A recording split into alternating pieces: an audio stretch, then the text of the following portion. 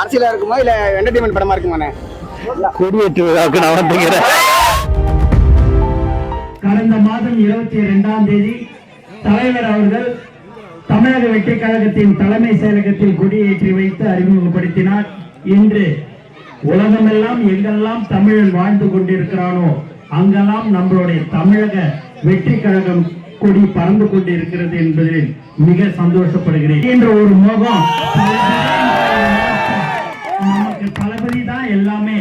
ஜாதி மதம்லாம் எதுவும் இல்ல, நம்ம எல்லாருமே தளபதியுடைய ஜாதி தளபதியுடைய மதம் எல்லாருமே நமக்கு தளபதி தான். நமக்கு எல்லாமே நம்மளுடைய உயிர் மூச்சு தளபதியை தவிர்த்து எங்களுக்கு வேற எதுவும் தெரியாது. இன்னைக்கு மகளிர் எல்லாம் பார்க்கணும், இத மாதிரி இந்த அளவுக்கு இவ்வளவு பேர் வந்திருக்கிறீங்கன்னா அவங்களுக்கு இந்த நேரத்தில் நான் நன்றியை தெரிவிச்சுக்கிறேன்.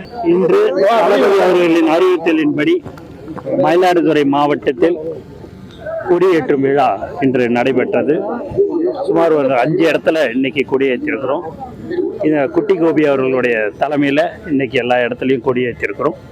அது மட்டும் இல்லாமல் இங்கே சொந்த இடத்துல ரவீந்திரன் நண்பர் ரவீந்திரன் அவர்களுடைய இடத்துல 50 அடி கொடி ஏற்றிருக்கிறோம். இது மாதிரி பல்வேறு மாவட்டங்களில் கொடியேற்று விழாவை தளபதி அவர்கள் அனுமதி பெற்று ஏற்ற சொல்லியிருக்கிறார்.